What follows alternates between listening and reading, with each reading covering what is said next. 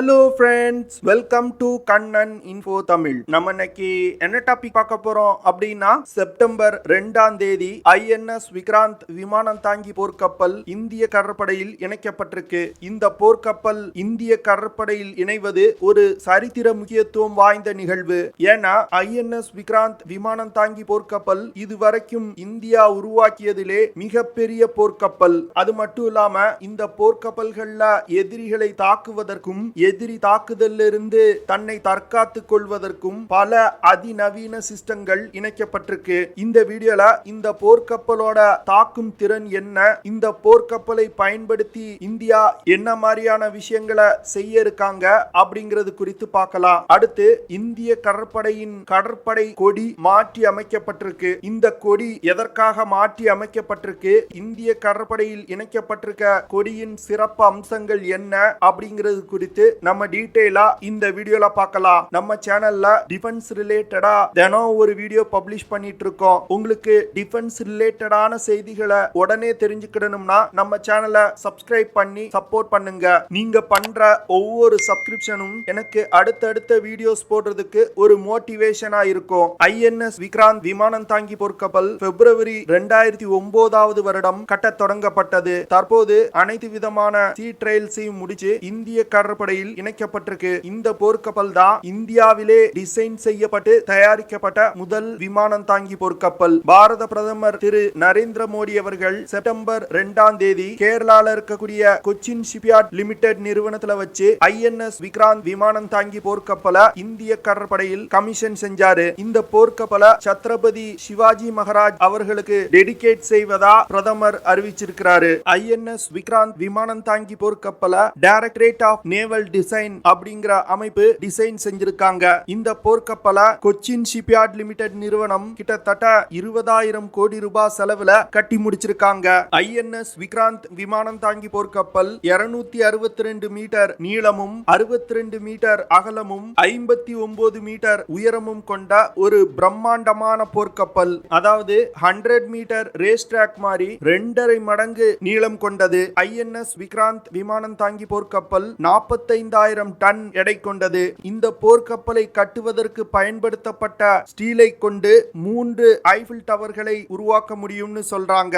இந்த போர்க்கப்பல் 14 அடுக்கு கொண்டது. அதாவது ஒரு 14 மாடி கட்டிடத்துக்கு நிகரானது. இந்த விமானம் தாங்கி போர்க்கப்பலை இயக்குறதுக்கு 4 ஜெனரல் எலக்ட்ரிக்ஸ் நிறுவனத்தால் உருவாக்கப்பட்ட கேஸ் டர்பைன்கள் பயன்படுத்தப்படுது. இந்த கப்பலால் 56 கிலோமீட்டர் பெர் ஹார் வேகத்துல பயணிக்க முடியும். இந்த போர்க்கப்பலை இயக்குறதுக்கு பயன்படுத்தப்படும் எலக்ட்ரிக் பவரை கொண்டு கொச்சின் நகர் முழுவதற்கும் எலக்ட்ரிசிட்டி சப்ளை செய்ய முடியுமா? இந்த போர்க்கப்பல்ல 2300 கம்பார்ட்மெண்ட்ஸ் இருக்கு. இந்த கம்பார்ட்மெண்ட்ஸ் 1750க்கும் மேற்பட்ட செயலர்கள் பயன்படுத்த போறாங்க. இந்த போர்க்கப்பல்ல மொத்தம் 30 ஃபைட்டர் ஜெட்டுகளை இயக்க முடியும். கப்பலோட மேல் தளத்துல மட்டும் 12 ஃபைட்டர் ஜெட்டுகள் மற்றும் 5 ஹெலிகாப்டர்களை நிறுத்தி வைக்க முடியும். இந்த போர்க்கப்பலை ஒரு ஸ்பெஷல் ஸ்டீலை கொண்டு கட்டியிருக்காங்க. அதாவது INS விக்ராந்த் விமானம் தாங்கி போர்க்கப்பலை கட்டுவதற்கு steel authority of India limited அப்படிங்கிற நிறுவனம் ஒரு வித ஸ்பெஷல் ஸ்டீலை உருவாக்கியிருக்காங்க. இந்த நிறுவனம் கிட்டத்தட்ட 30,000 டன் DMR பிளேட்ஸ் இந்த போர்க்கப்பலை கட்டுவதற்கு சப்ளை செஞ்சிருக்காங்க.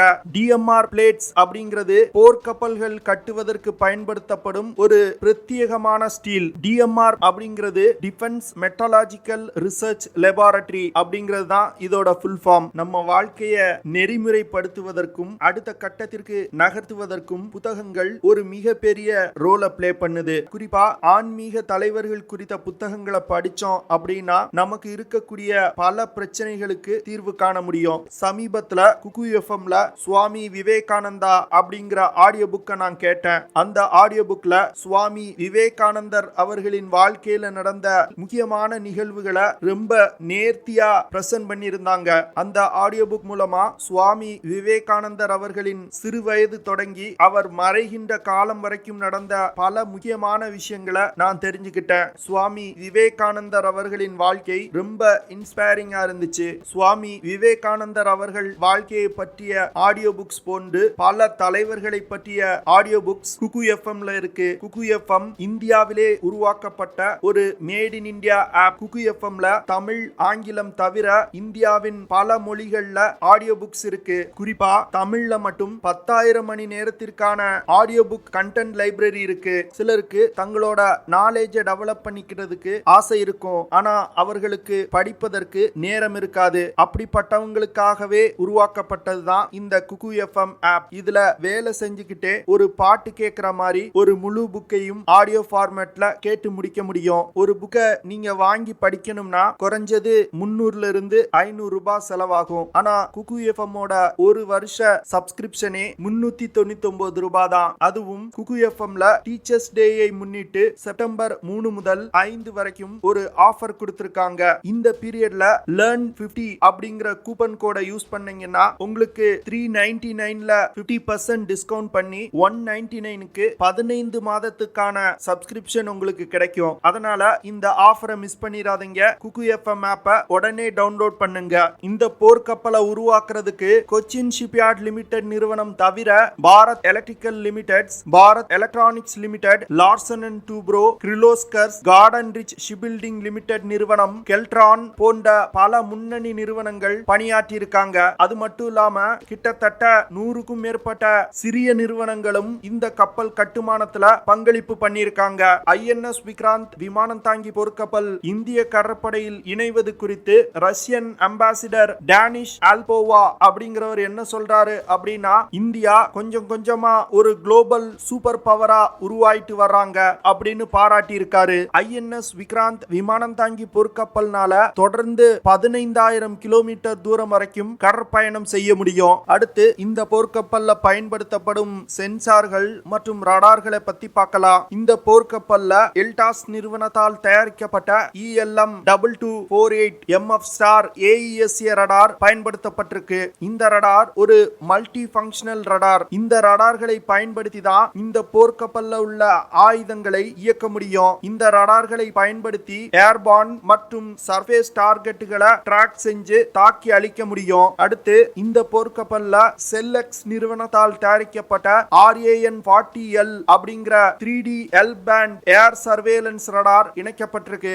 இந்த ரடார்களை பயன்படுத்தி லாங் ரேஞ்ச் மேரிடைம் ஏர் சர்வேலன்ஸ் பண்ண முடியும். அது மட்டும் இல்லாம கப்பல்களை நோக்கி வரக்கூடிய அச்சுறுத்தல்களையும் இந்த ரடார்கள் கண்டுபிடிக்கும். எதிரி கடற்படையின் மிசைல் தாக்குதலில் இருந்து தற்காத்துக் கொள்வதற்கு DRDO நிறுவனத்தால் உருவாக்கப்பட்ட சக்தி எலக்ட்ரானிக் வார்ஃபேர் சூட் சிஸ்டம் இந்த போர்க்கப்பல்ல இணைக்கப்பட்டிருக்கு. சக்தி எலக்ட்ரானிக் வார்ஃபேர் சூட் சிஸ்டத்தை டிஃபென்ஸ் எலக்ட்ரானிக்ஸ் ரிசர்ச் லேபரட்டரி அப்படிங்கிற நிறுவனம் உருவாக்கி இருக்காங்க. இந்த சிஸ்டம் முதல்ல INS விசாகப்பட்டினம் டெஸ்ட்ராயர் ரக போர்க்கப்பல்கள்ல இணைக்கப்பட்டது. இந்த எலக்ட்ரானிக் வார்ஃபேர் சூட் சிஸ்டத்தை கிட்டத்தட்ட 1800 கோடி ரூபாய் செலவுல இந்தியா டெவலப் செஞ்சிருக்காங்க. தற்போது இந்திய கடற்படையின் கப்பல்கள்ல பயன்பாட்டில் உள்ள பழைய எலக்ட்ரானிக் வார்ஃபேர் சூட் சிஸ்டங்களை சக்தி எலக்ட்ரானிக் வார்ஃபேர் சூட் சிஸ்டங்களை கொண்டு ரீப்ளேஸ் செஞ்சு வந்துகிட்டு இருக்காங்க. தற்போதைய நிலையில் சக்தி எலக்ட்ரானிக் வார்ஃபேர் சூட் சிஸ்டம் தான் இந்திய கடற்படையில உள்ள அதிநவீன எலக்ட்ரானிக் வார்ஃபேர் சூட் சிஸ்டம். இந்த எலக்ட்ரானிக் வார்ஃபேர் சூட் சிஸ்டம் மிகவும் ஒரு முக்கியமானது. தற்போது உக்ரைன் ரஷ்யா போர்ல ரஷ்ய கடற்படையின் எலக்ட்ரானிக் வார்ஃபேர் சூட் சிஸ்டம் சரி இல்லாததுனாலதான் மோஸ்கவா போர்க்கப்பலை ரஷ்யா இழந்தாங்க. அதனாலதான் இந்தியா சக்தி எலக்ட்ரானிக் வார்ஃபேர் சூட் சிஸ்டத்தை உள்நாட்டிலே உருவாக்கி இந்திய கடற்படையின் கப்பல்கள்ல இணைத்து வர்றாங்க.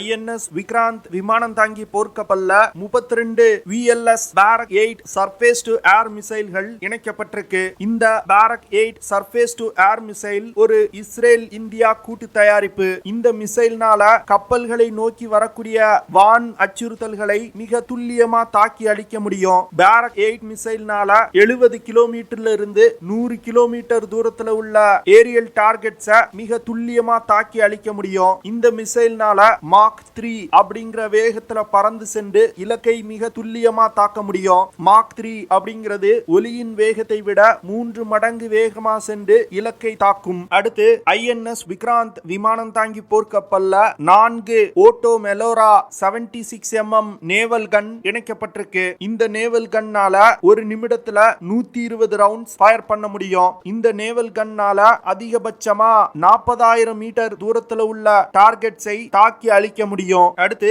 INS விக்ராந்த் விமானம் தாங்கி போர்க்கப்பல்ல AK-630 C CIWS அப்படிங்கிற close in weapon system rotor cannon இணைக்கப்பட்டிருக்கு. இந்த கேனன்னால குறைந்தபட்சம் 4 கிலோமீட்டர்ல இருந்து அதிகபட்சமா 5 கிலோமீட்டர் தூரத்துல உள்ள டார்கெட்ஸை தாக்க முடியும். ஒரு நிமிடத்துக்கு 10,000 ரவுண்ட்ஸ இந்த ரோட்டார் கேனனை பயன்படுத்தி ஃபயர் பண்ண முடியும். இவ்வளவு பிரம்மாண்டமான அதிநவீன ஆயுதங்களை கொண்டதுதான் இந்த INS விக்ராந்த் விமானம் தாங்கி போர்க்கப்பல். இந்த போர்க்கப்பல் ஒரு சிறிய நகரத்துக்கு சமமானது. இப்ப நம்ம இந்திய கடற்படையின் கொடி மாற்றி அமைக்கப்பட்டிருக்கிறத பத்தி பார்க்கலாம். INS விக்ராந்த் விமானம் தாங்கி போர்க்கப்பல் இந்திய கடற்படையில் கமிஷன் செய்யப்பட்ட அதே நிகழ்ச்சியில இந்திய கடற்படை பயன்படுத்தி வரும் கொடியும் மாற்றி அமைக்கப்பட்டிருக்கு. இதற்கு முன்பு ஒரு ஒயிட் பேக்ரவுண்ட்ல செயின்ட் ஜார்ஜ் கிராஸ் அப்படிங்கிற ஒரு ரெட் கலர் கிராஸ் இந்திய கடற்படை கொடியில இருக்கும். இதே செயின்ட் ஜார்ஜ் கிராஸ